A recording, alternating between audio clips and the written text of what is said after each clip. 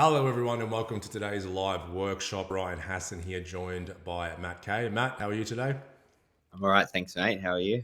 Yeah, very, very well. A beautiful sunny morning here in Melbourne. Thanks to everybody that is tuning in so far. David, welcome from Canada, Vancouver Island. Great to see you as always. Sam from Scotland in the UK. I'd hate to think what time it is in Scotland at the minute, so thanks for joining us, Sam. Joe from Tassie, Tracy from Perth, Rachel from Townsville, Maggie from Belmere in Queensland, Kiki from Melbourne, Prue from the soggy Kiama Downs in New South Wales, and Sam from a little country town in Vic. Thank you all for joining us live. I'd love to see the interaction in the comments as we move along and go through today's workshop. Please, any questions or comments that you have, pop them in there because we will be keeping an eye on those. So today we are talking about developmental trauma. I'll move on to our first slide. We have a few slides here to keep us on track, as Matt and myself tend to go on a bit about this topic. We always give ourselves a time limit of about 20-25 minutes for these classes. They end up going much longer, and I assume today is going to be no different, Matt? Yeah. Probably not. So today we're talking about a topic that we are extremely passionate about. If you looked at the title of this live that we're doing today, Developmental Trauma, says EP Perspectives. For those who don't know what EP is, it stands for Embodied Processing, a modality of training that Matt and I have been teaching for years now. A lot of these different issues and dysfunction as human beings that we have, we put through the lens of embodied processing and talk about them in that way. Just to give you a little bit of context.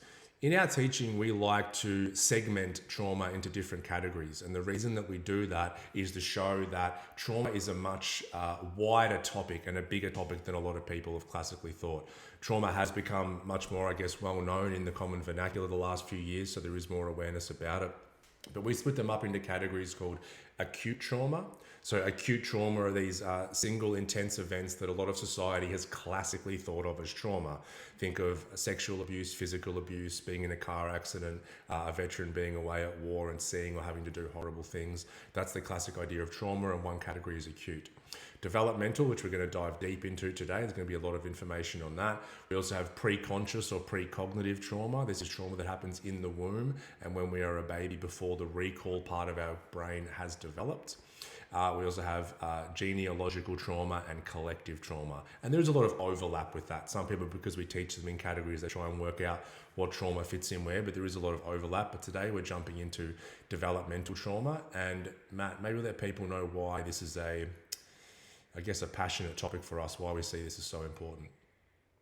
Well, because it's been like my experience and the effects of my developmental trauma on my life, and the road my life took into addiction and all of that sort of stuff, criminality, etc. And actually coming to the insight of my childhood environment, the school stresses, the education system, and the effect that that my environment had on my developing nervous system, and how my nervous system learned to cope with stress, and how my identity began to form, to end up taking me down that road. It was kind of like I was on a boat with no brakes, or I was in a car heading for a cliff and there was no brakes installed. It's kind of like my whole life I thought I was doing something wrong, but I never understood, the way my personality developed, what caused me to make the certain decisions that I made was based on a nervous system that was oriented around survival. So it wasn't something actually I did. It was a product of, certain environment stresses that affected my development in certain ways. And then I ended up using, heroin and different drugs to cope with the stress that that was unmetabolized, still living within me. And so like my passion came through my own inquiry, learning to see what drove me and learning to see what drives others, down those roads that, what we would mostly call anti-social or whatever, dysfunctional kind of lives that people fall into. And it's like looking back to the roots, the cause of what takes someone down that. It became like a fascination for me, like I really wanted to understand it.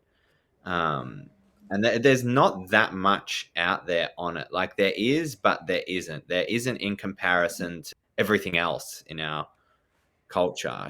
Developmental trauma isn't even in the DSM, the Diagnostic Screening Manual. You can't get diagnosed with developmental trauma. You can get diagnosed with PTSD, but developmental trauma isn't a thing. Bessel van der Kolk tried to get it put into the DSM, and that's what psychologists and doctors and all that use to make a diagnosis, and it got rejected. I think it was going to go down as DTD, developmental trauma disorder. I don't know why they put the word disorder in, but because it's not a disorder, but so it's something that has really fascinated me, because it's answered questions that I didn't understand previously about my own life and about the lives of a lot of the people that I have known and grown up with. So it adds a level of clarification, when we really understand this, which then gives us the ability to be more empathetic and understanding, versus blaming and shaming, condemning, which is what, as a culture, we tend to do to people.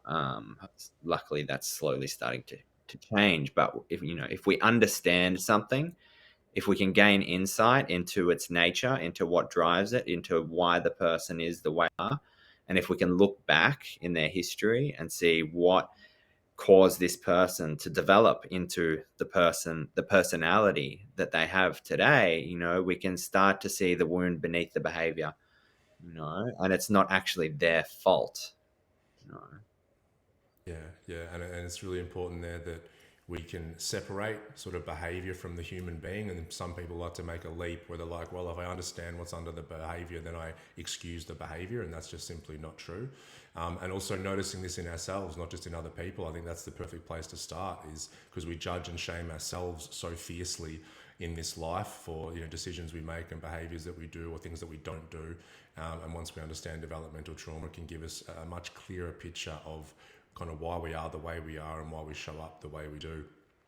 Melanie's just asking, where do I get access to the replay? It's going to be available on this page on the feed soon after we finish. It'll also be a blog on our website in the next day or two. Shout out to Drew, who's joined us as well. How are you, mate? Good to see you. So just a little bit of context from my experience as well. A lot of the healing journey that I went on was looking at developmental trauma in myself, which led to mental health issues and a lot of drug use and that kind of thing. And then, I remember thinking, well, isn't that interesting, that was my experience. And then when we opened up a Center for Healing and we're starting to see clients, and then, tens of clients, then eventually hundreds of clients, and thousands of sessions, we were seeing, yes, all of those classic ideas of trauma that would fit into the acute category, but by a long way, the most of what we were seeing was what we would classify as developmental trauma. And these arrests in development, which is the first dot point that we have here, the environmental stress that a lot of human beings are growing up in. And that doesn't have to be just an idea of abuse growing up, and ongoing abuse type of thing, whether it's mental or emotional, but it can also be neglect, which is a category of trauma which a lot of people with developmental trauma have fallen into. One dot point here I'll touch on here is the maintaining of attachment. So we're going to, in the next slide, talk about when these developmental years are. But as we are growing up, when we come into this world, we are trying to work out, how do I exist? We come from this beautiful safe space of the mother's womb where everything's taken care of. We can just sort of sit there and chill, and nutrients, everything's taken care of. Then we come out into this world, which would be just so chaotic for a being to come into. And as we go through those first few months and those first few years, we have to work out, how do I survive in this environment? It's the same as any other animal that comes into this world. And we have these primary caregivers, oftentimes that is mum and dad, and we look at them and go, okay, these people are in charge of my survival. I'm completely codependent on them. That is just how human beings are born into this world. And then we start to, whether we're conscious of it or not, we start to work out, how do I have to behave? Who do I have to be? How do I have to act in order to maintain my attachment to these other human beings? Because that equals my survival. And in that process, we more often than not go through some sort of arrest in our development, because we start to alter the natural expression of who we are to maintain those attachments, which equals survival for the young child. And so that can mean altering our behavior. It can mean learning right from wrong, all of these different things here. But it's important to note that we will always do what we deem is required to maintain our attachment. Matt, do you want to touch on that last dot point there a little bit, the rupture and repair? Because I think a lot of people have the idea, especially when they start to educate themselves about this stuff, that they are to avoid rupture at all costs when parenting or relating to other humans. Yeah, sure. And just like to touch on what you were saying, attachment's a survival need. We need it as much as food or water, in our early development. And so if we choose, like, this is a statement that Gabor says, but it's me paraphrasing. If we choose attachment, sorry, choice between attachment and authenticity, the child will always choose attachment. Like they essentially don't have a choice. Because it's so linked, it's so primal, it's linked to survival, to attach to the caregivers. And it's not just humans; it's all mammals. You look at monkeys, like they don't put their young down for the first 6 months of life. They're just like on them. The baby's just attached to the primary caregiver. And so we all have that need for attachment. And the first moment of attachment, it's like, when a baby comes out, a lot of people would have had this experience, and the baby just like holds your finger. That experience. You've got a kid, Ryan. And it's just that is the first moment of attachment. They grip. And Dr. Lean Lapierre, who runs the neuroaffective touch training and co-wrote the book Healing Developmental Trauma, she talks about that being the first moment of attachment. And an infant can't actually unclasp without help. It's like they're so attached, they haven't developed that ability to unclasp. And so in the wild, like, the mother doesn't have to worry that they're going to let go. So attached, they can't even unattach. And so it's so primal, that need for attachment. But like, it comes often, there's like a transaction. It's like, well, in our modern era, in the way parents function, in a way that we're socially conditioned, and then the like different holding environments. We've got the family home, we've got the wider society, the country, the collective spheres kind of holding, and they all kind of bleed through each other. And we set up kind of right and wrong, like what's acceptable for a child to be, like certain ideals, ideals in personalities. Like, often parents will have an image in their mind, and often it's very unconscious, of an ideal child. Like back in the day, it was like children should be seen and not heard. And if the children are just kind of sitting there, never say a word, like that's an image in the collective psyche that feels, like an ideal. That's what we want our children to be like. And so then what happens is, through these ideals, we start to mold our children, and what becomes the way we mold them is the threat of the loss of attachment. Choose attachment over authenticity, and start to develop personality adaptations that are oriented around survival. So I look at developmental trauma as any personality trait. It doesn't even have to be the personality as a whole, in my perspective. Just any trait that is oriented around survival, that adapted to survive. And so sorry, I haven't touched on rupture and repair yet. You're getting there. And yeah, I'm getting there. And so, we develop personality traits. Well, first they become like reactions, and then those reactions turn into states. When they're repeated, and then eventually they turn into personality traits. Or they're just a shy person, they're just an anxious person, or they're just a kind person. He's the nice guy, or she's the good girl. And they start to develop into these personality traits. That can be someone's whole identity. So their whole identity can be oriented around adaptive responses, and that comes at the cost of our authenticity. And so as we're going through childhood, what people do when they hear this is, we often and we do this with everything, we often overcompensate to the other extreme. Where it's like, where we try to avoid all rupture. We end up having no boundaries. Like, we think that this means a free for all. Like, kids don't need boundaries. That we can't say no, because what if they creates adaptations, etc., etc. And that's the other end of the spectrum. And that's actually just as damaging to a child as well. So what happens is, people end up trying to avoid rupture in the relationship. And rupture means a rupture to the attachment, that you have to your children. Ideally, between the ages 0 and 3, there isn't really any ruptures. But after that phase, it's actually really important to start to experience rupture, because rupture is what builds resilience to rupture.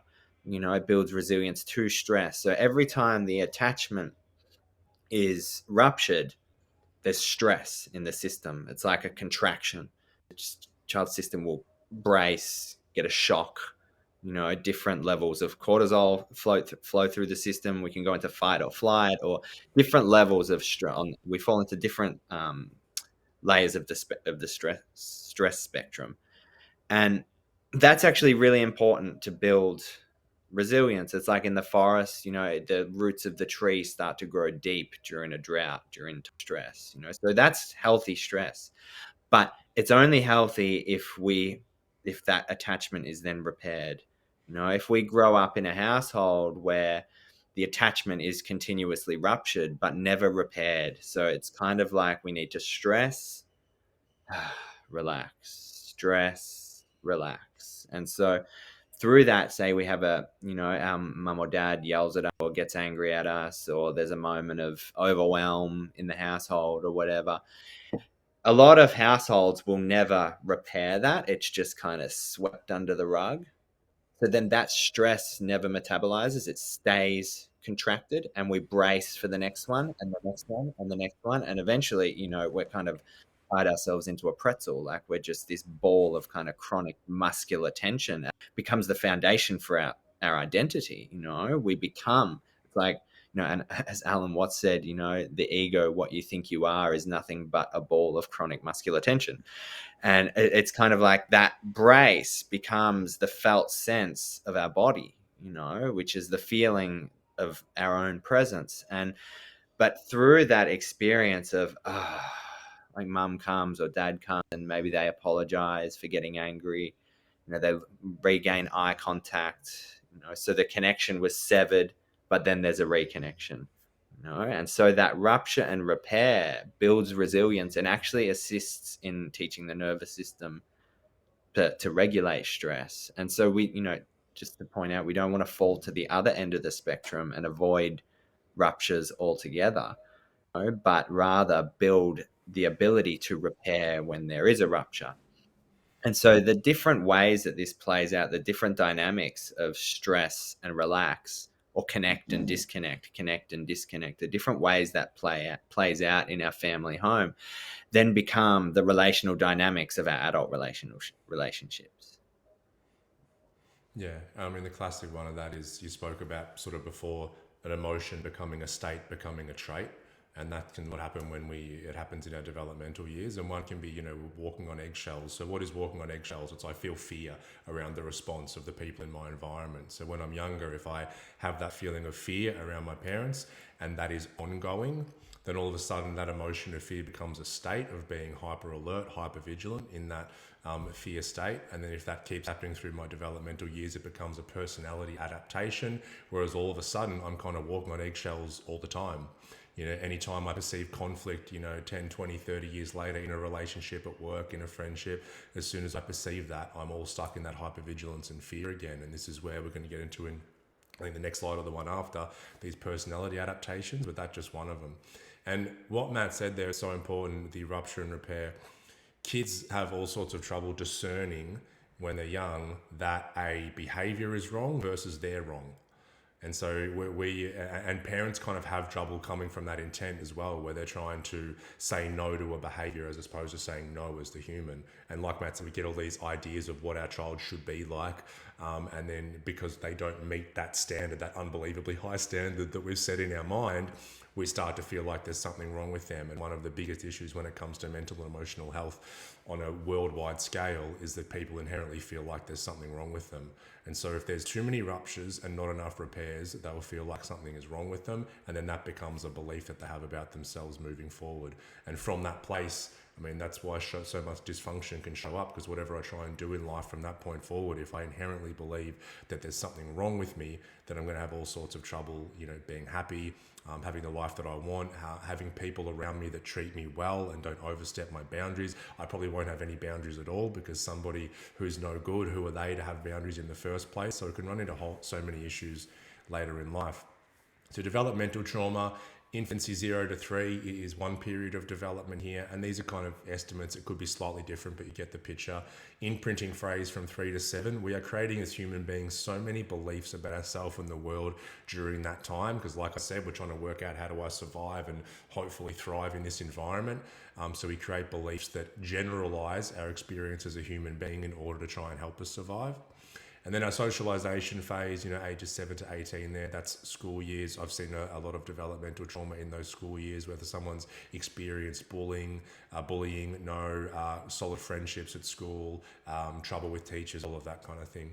And really at the bottom here, it's just any period of ongoing emotional distress where our nervous system has to adapt to that stress in order to try and normalize it, and then, look out around the corner for something potentially similar happening. Just to add, the infancy developmental trauma stage, that can be from things like being left to cry, cried out, left in a room, kind of, in our culture, it's kind of like that attitude of put your baby in a cold, sterile surface and leave them. Don't touch them, like it's good for their lungs and all of that sort of stuff. But, the rupture to attachment in those really early years is experienced by the infant as fatal. It's like, I'm going to die.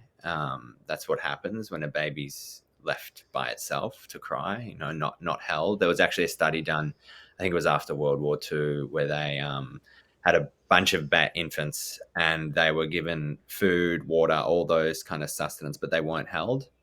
And like a large percentage of them died, because they didn't get that holding that they needed.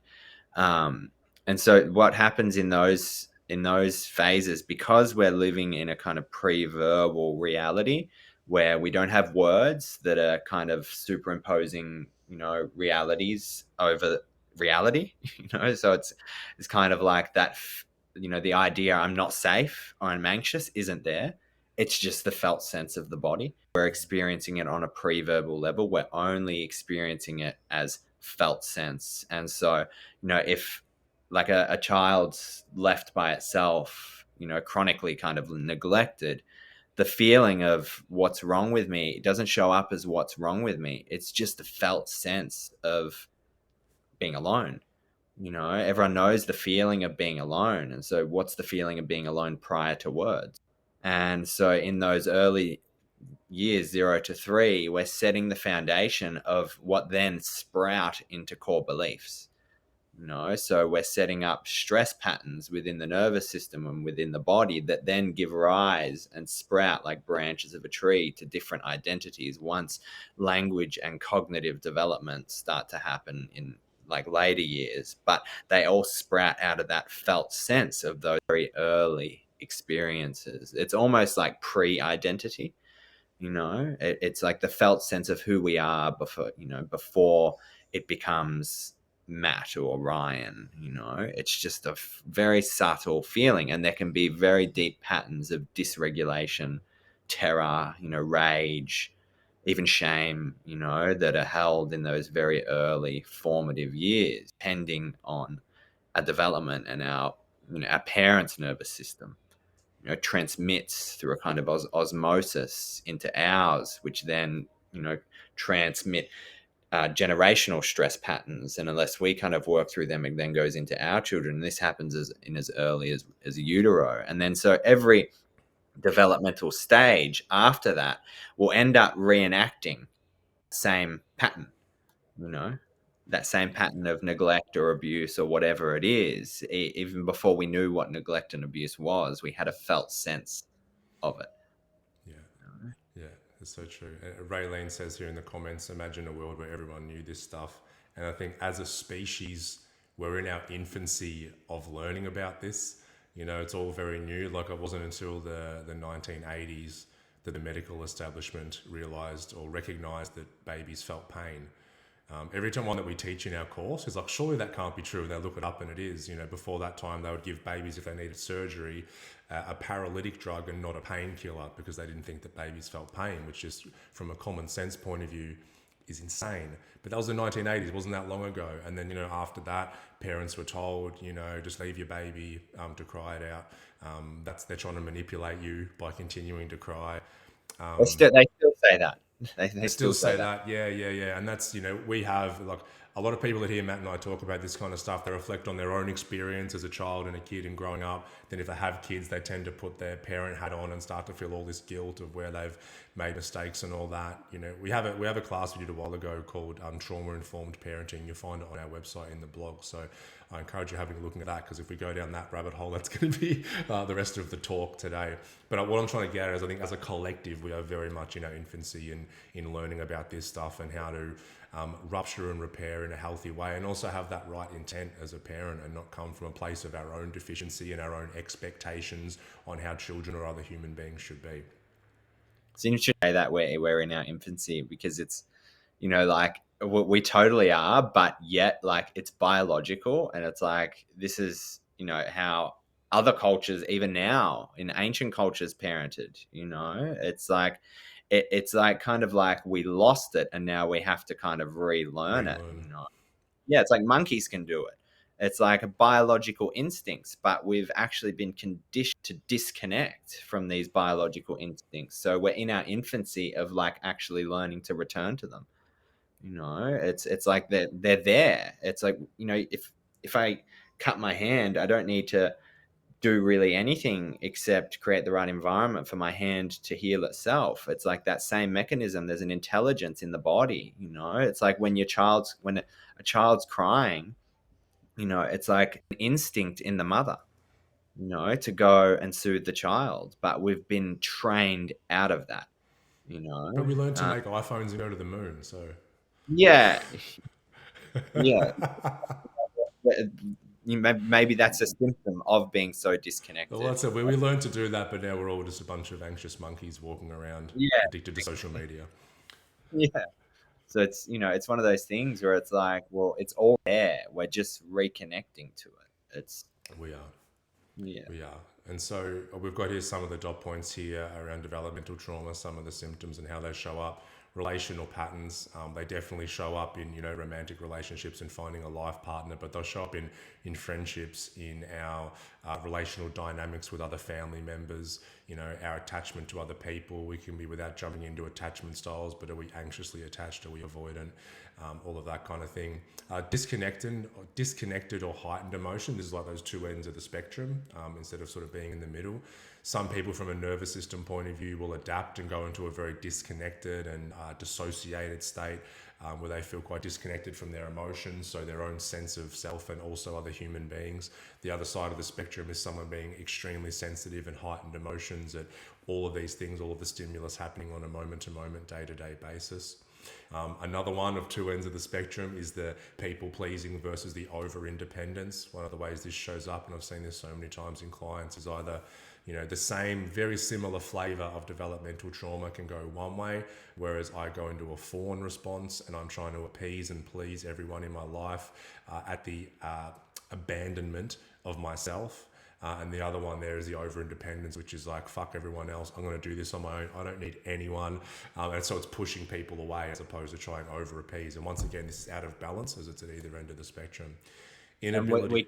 Go, Matt. we can be in one or the other depending on the scenario.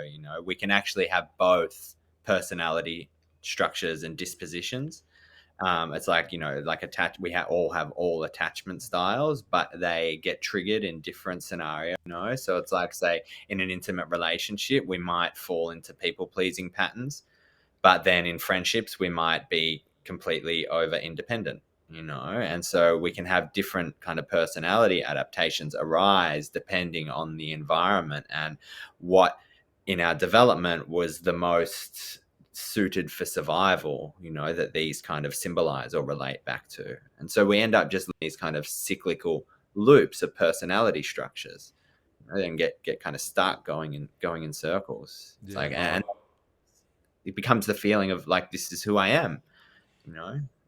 yeah, I was chatting to someone last week, and this showed up exactly what you're talking about. We were talking about relationships, and it was very much a sort of submissive, people pleasing, and there was a pattern of that in the past as well. And then, not 15, 20 minutes later, we were talking about work and career, and all of a sudden they were sitting up, shoulders back, extremely confident, extremely assertive. And I just brought to their attention how much of a different version of them was showing up from 15 minutes before, just based on a different area of life, purely because that came down to this conditioning and the environment growing up. And so, inability to trust, that's not just trusting other people, but also the inability to trust ourselves, trusting that we're able to accomplish things or follow through on things, or the trust that we are able to be happy and content in this life. No sense of self and trouble being alone. So, a lot of people with developmental trauma tend to lose who they are, and they define themselves in relationship to what other people think of them. So we need a reference point, so to speak. It's like, I need to be around Matt so Matt can let me know who I am, or be around someone else. And that's why a lot of people with developmental trauma have so much trouble being alone, because number one, they have a lot of stored emotional stress happening within their body. But number two, there's no reference point there, and it's very hard to know who they are. And I've spoken with so many people who I've said, what do you want in this life? Don't put any limitations on yourself, but what do you want to do in this life? And they have no idea, because they need somebody to tell them, because that's how they've grown up, in a sign of developmental trauma. One thing to ask here as well is sort of, what states or emotions was I not accepted in as a child? Oftentimes we are anger is probably the most overt example of it, and it's one that comes up so much, is that as a child, if over and over again I am abandoned and not accepted in the state of anger, which is a natural human emotion that we all have, and we have for a very good reason, then over time, if that keeps happening, then I won't accept myself in that state of anger as an adult, or sadness or grief or fear or whatever it is. And so it's worth asking that, because, once we don't accept ourselves in certain emotional states, we're not accepting ourselves in our wholeness as a human being. And we get shut down emotions or suppressed emotions in that state. And things like suppressed and shut down anger can manifest as all sorts of issues, not just anxiety, depression and all that, but trouble in relationships. I've seen it manifest as physical symptoms. No good. And the last one here, Matt, you just want to touch on also the neglect versus abuse topic before we move on. Yeah, sure. Like, neglect is more about what didn't happen, but abuse is like what did happen, So abuse is like, say a baby gets shook, shaken when it's crying, or constantly screamed at. It's like overt actions from the parents. But neglect, more subtle. It's like what didn't happen, misattunement, lack of acknowledgement, lack of eye contact, lack of connection in the family home, all of those kind of things. It's more about what didn't happen rather than what did happen. And so and this is why it's like harder to recognize for a lot of people, because it's like me and Ryan talk about the air conditioner metaphor. Imagine an air conditioner that's turned on at the moment you were born, and that air conditioner is just a part of your environment. At age 30, even after a few days, you're not even going to notice it's on. It's just normalized. It's become so a part of your experience that you don't even recognize it.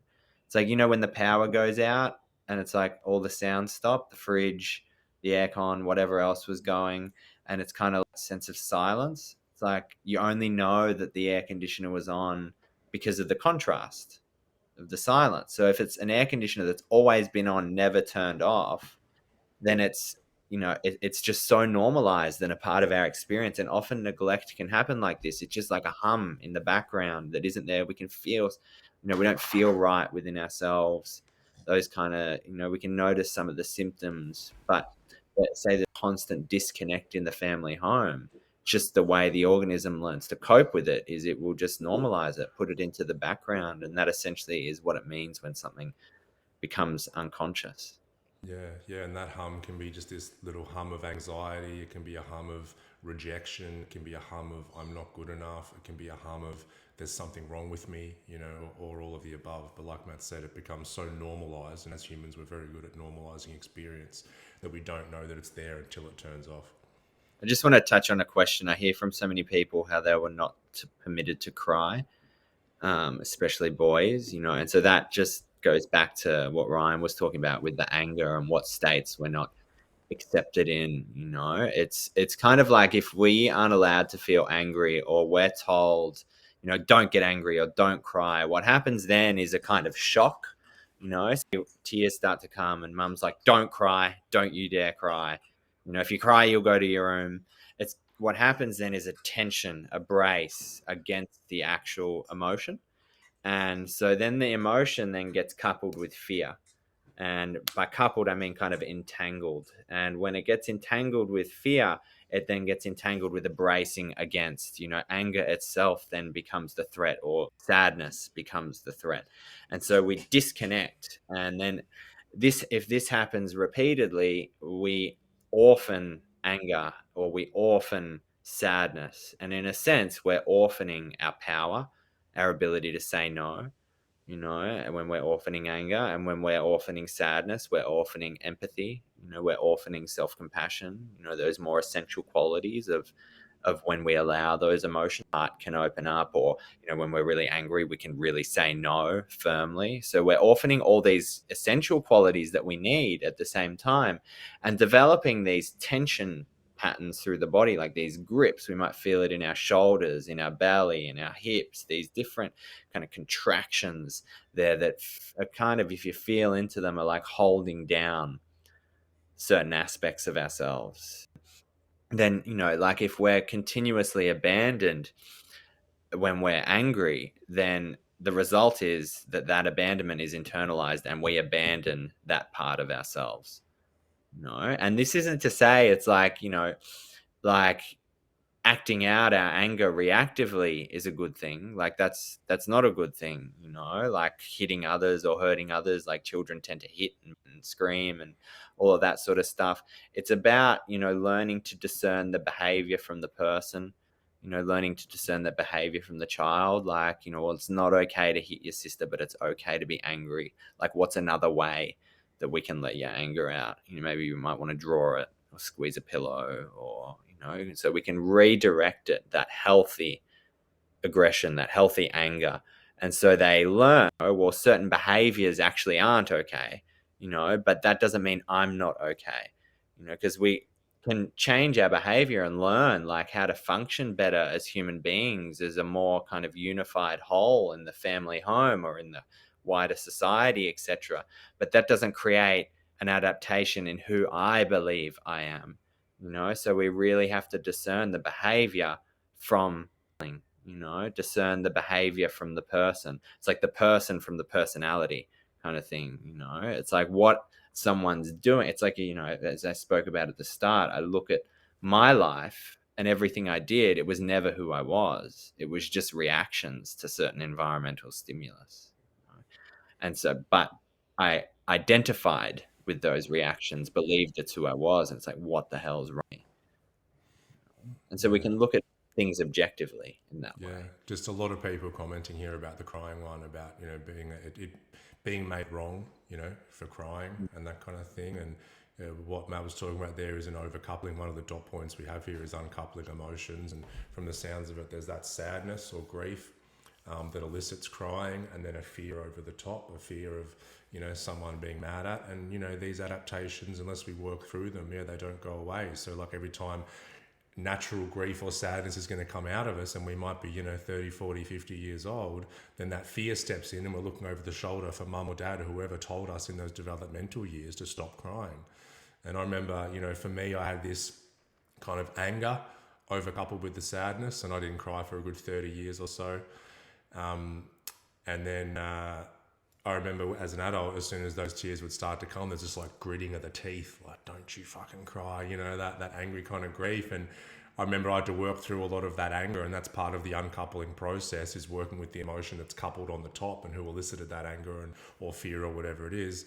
And then I remember the experience of crying was very interesting, because what was happening in my body was so conflicting. Like, part of me was like, oh, this is wonderful, it feels like I'm releasing. Then part of it was painful, part of it I felt wrong for doing it. And you have to work through all shame, you have to work through all of this web of emotion and conditioning that we have, until we can start to really be free. And unwinding stress is one of the dot points here and part of the process.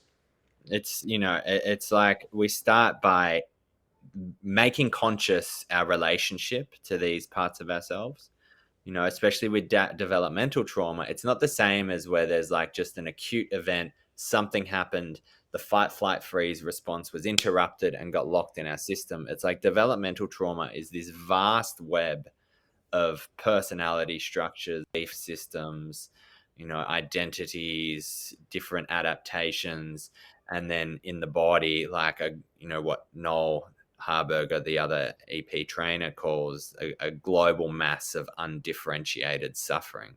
You know, it's a brutal way to put it, but it's like, God, when he said that, I was like, that's exactly what it is, you know. But it's kind of like just this mass of unfelt things, and they're all undifferentiated. They're all kind of coupled together, you know, or that it can get to that point. And it's like anger, sadness, all of those, they just become this kind of mass, you know. And so learning to actually uncouple them and notice, make conscious our relationship to the anger, to our anger. You know, what is my relationship to my anger? And we're like, oh, you shouldn't get angry, you know, or, you know, you shouldn't get angry, you'll hurt people, or you shouldn't get angry, like, what would mum think, or etc. And we can trace it back to core memories where it's like, you know, we were sent to our room, or someone said locked in the laundry, or, you know, something, you know, being screamed at, like, don't you dare get angry at me, like something like that. And then we learn to relate, we internalize that. Our parents' or caregivers' relationship to our anger becomes our internal relation to our anger, the way we start relating to ourselves, you know, same as sadness, grief, etc. So we start to make conscious the way we're relating to these parts of ourselves, you know, and then we start to shift that relationship. You know, we start to learn to be present to these parts, to differentiate. You know, I actually am angry that this person said that yesterday, or that this person's saying that right now, you know. So we develop the capacity to recognize the moment. And then it's like we can start to allow bits of anger to come up, and, you know, we start to learn to hold it, to empathize with ourselves, to, you know, have a relationship of compassion and witnessing and presence to these emotions. And over time they start to come up and metabolize and integrate, you know. And this is something that can take time. You know, healing developmental trauma is not like you go and, you know, fairy dust and it's all good. Unfortunately not. No, like I say, you know, I spend the second half of my life healing from the first. You know, it's like, it's just Yeah, the nature of it, because it yeah. has such deep roots. And so, you know, learning to meet ourselves as we are, is really important. Learning to shift that relationship, how we relate to these ourselves, because if And we don't, you can even write things just to shed the light of awareness. Let's say it's anger, then just write, if I get angry, dot dot dot, and start to see what comes up. If I get angry, then I'll hurt people. If I get angry, then I'll be just like my dad. If I get angry, dot dot dot, start to see that there, and then start to go into it and work out when that imprint came from, and is that true? You know, if I cry, dot dot dot. If I cry, I am weak. If I cry, other people will judge me. If I cry, dot dot dot. You know, we can start to uncover these things because, like Matt said, it comes from early relational dynamics, that can be worked through, because all of our emotions as human beings are necessary. That's why we have them. So yeah, here we have, exactly. yeah, we have nervous system regulation. We have up here in these, you know, these dot points for sort of the process of healing. And like Matt said, it's quite a journey. Healthy relational dynamics. So, you know, who do you have in your life around you? Do you have contrary relationships and friendships than you did growing up? You know, if you had to be anxious around people all the time and people pleasing and you couldn't set boundaries, can you surround yourself with people in your life today who respect your boundaries and honor you can be who you are in your fullness as a human being? Cultivating safety, that really ties in. So does building capacity. All of this ties into being able to regulate our nervous system and find some sense of safety in the moment, which we can start to cultivate and create as an anchor for our experience as a human being.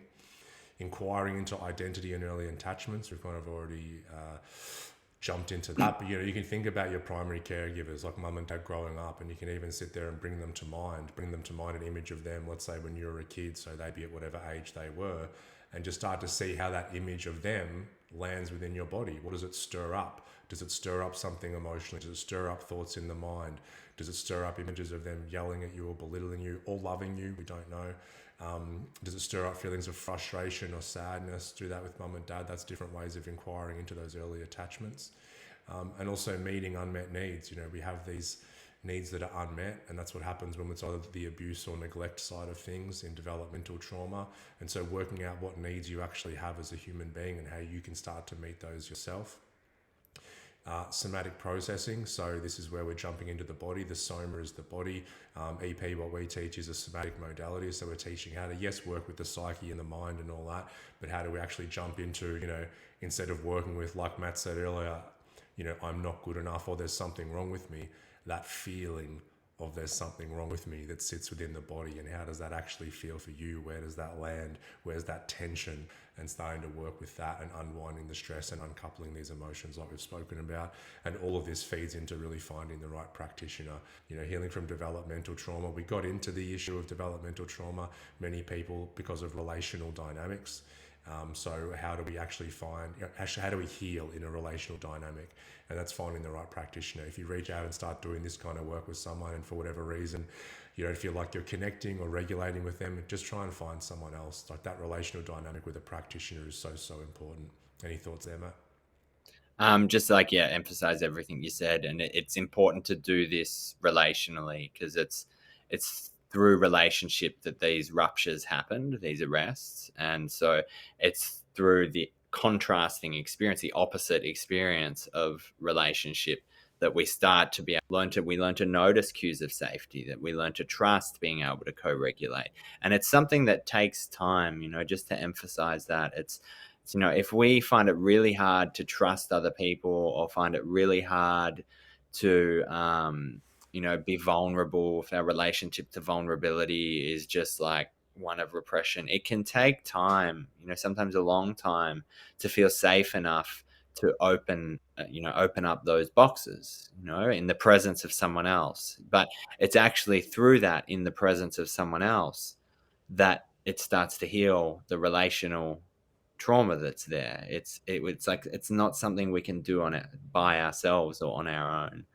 It's something that needs ongoing, repetitive experiences of co-regulation, of safety in a therapeutic or any kind of relationship. And that starts to readapt and retrain the nervous system. We can do a whole bunch of stuff ourselves, as well, which is essential. But it's like, if we miss that piece, part of it's going to spin and get stuck. Yeah. Yeah. So we don't have a pill. Sorry, everyone. It's No. much more complicated than that. And just to finish up here, as we always do in these talks, the orientation that we take in EP, we train our practitioners to have this orientation with clients they see, but it's also an orientation that we encourage all of you to have with yourself, and that is, all is welcome here. All of you is welcome. We reject so many parts of ourselves, the thoughts, the emotions, our experiences, our past. We reject. And as soon as we can flip that and turn it and just say, whatever I'm experiencing in this moment is okay. It's okay that grief's here, that sadness is here, that fear's here, that uncertainty is here. All is welcome here. Then all of a sudden we can take a deep breath, because now we're not wrestling with reality and wrestling with our own experience as a human being. And also, you're not broken. We're not here to fix you. Oftentimes, as human beings, as soon as we're in an unpleasant emotional state or feel like we've had a horrible past and all these things have happened, we'll feel broken. You're not broken. A lot of this stuff is just a normal response to abnormal circumstances during development. Doesn't mean there's anything wrong with you or you're broken. So we'll finish up there. For all of you that are new to the Center for Healing and us, go jump on our website and have a look at us, thecenterforhealing.com. Got a bunch of free courses on there. Go to the blog section. There's a lot of past classes and all that on here. Matt and myself are committing. What are we going to do? Jump on once a fortnight and do a different topic? Yeah, every 2 weeks. So if we don't, get on our back and say, oh, it's been 2 weeks. Like, give us a foot up the bum if we need it. Just another thing, if you want practices and ongoing kind of weekly support, if this is something, because I always say healing trauma, especially developmental trauma, is a lifestyle. It's not about kind of a surgery where you go in, you cut out the tumor and it's done. It's actually a shift in a lifestyle. So we've got something called the Healing Hub. It's very low priced, just a monthly subscription that weekly videos and practices for a year. So like that's an option for a lot of people who don't want to do, like practitioner training and stuff. Yeah, and we'd love to have you in the hub. It's like 20 something bucks a month. Me and Noel just did a deep dive on boundary setting and everything, and we do one of those once a month, weekly videos for a year. We've got a whole lot going on there. So thank you everybody that has joined us live today. I've loved seeing all the comments. There's been questions. There's been people interacting with each other in the comments, which I love, because we form these healthy relationships with people who are going through something similar to us, who can witness and hold us in whatever emotional state that we are in. So thank you all, and we'll see you on the next live, which will be in 2 weeks. So keep an eye out. Matt, thanks as always. Thanks to Sky, your puppy, for showing up late. Taking the glory at the end, isn't she? Yeah. She Now goes, we everyone did was, a good job, didn't we? A very good yeah, job. yeah. All right. Thanks, All guys. right, bye.